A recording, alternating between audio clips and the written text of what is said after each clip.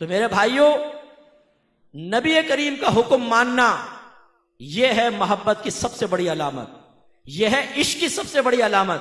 اور اگر یہ آپ کے اندر علامت نہیں، آپ نبی کا حکم سن کر کہتے ہیں کہ مجھے نہ سناؤ، میں نے نبی کا کہنا نہیں ماننا، بیوی کی مانوں گا، باپ کی مانوں گا، ماں کی مانوں گا، اپنے بچوں کی، دوستوں کی مان لوں گا، نبی کی نہیں مانوں گا، نفس و شیطان کی غلامی کر لوں گا، نبی کا حقیقی غلام نہیں بنوں گا، تو پھر خدا را اپنے آپ کو عاشق مت کہو۔ یہ سب سے بڑا مذاق اڑانا ہے عشق رسول کا، بہت بڑا مذاق اڑانا، یہ نہ کرو۔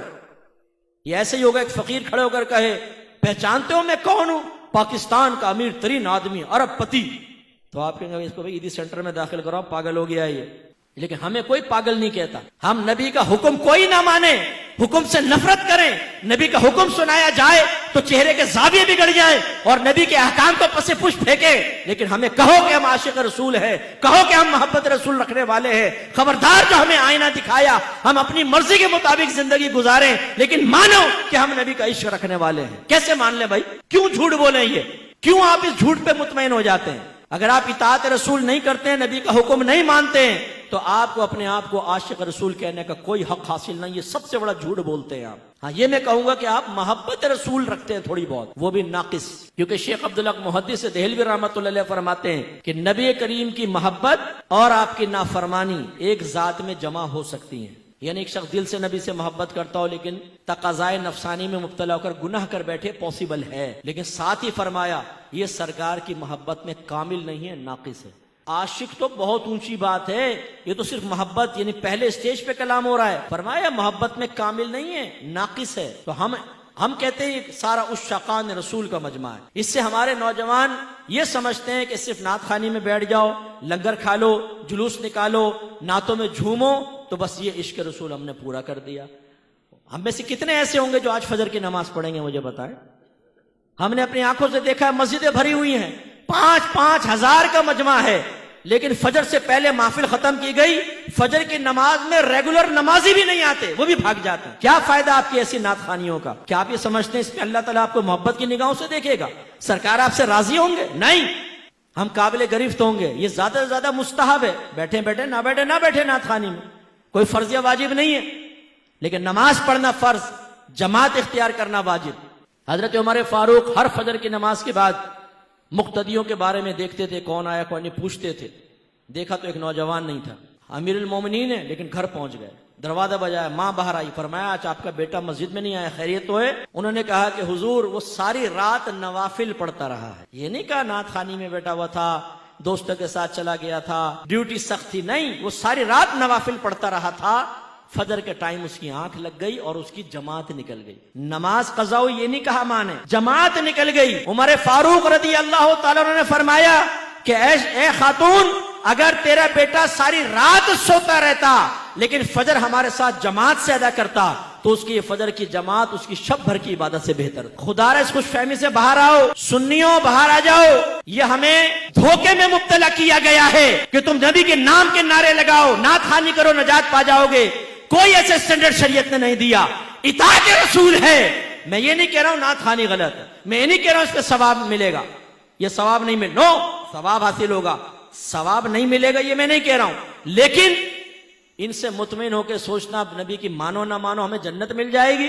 میدان معاشر میں پہنچیں گے تو فرشتے آئیں گے، حضور ٹنڈن سنی صاحب آپ یہاں کھڑے، جنت تو آپ کا انتظار کر رہی ہے، اور یہ مٹکتا ہوا جھومتا ہوا سیدھا جنت میں چلے جائے گا۔ مفتی صاحب لائن میں لگے ہوئے ہیں، یہ پپو نکل جائے گا وہاں پہ، کیونکہ ہر رات یہ نعت خوانیوں میں بیٹھا کرتا تھا۔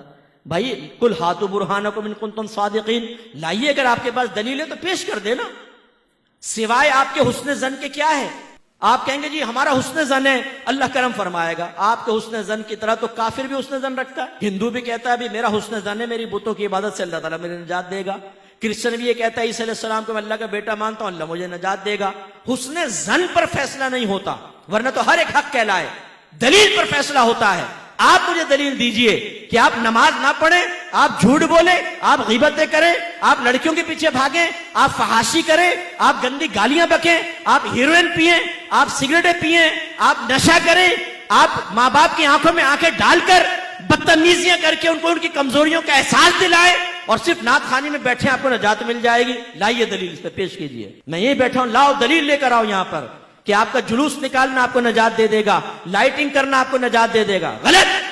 اگر کسی نے آپ کو ذہن بنایا ہے، کسی ناخوان نے ذہن بنایا ہے کہ آپ سرکار کی محفل میں بیٹھے ہیں اور جو سرکار کی محفل میں آتا ہے سرکار بروز قیامت اس کو سینے سے لگا کر جنت میں لے جائیں گے، آپ کے اوپر واجب ہے آپ اس ناخوان کو بعد میں روکیں اور کہیں اس پہ دلیل پیش کرو.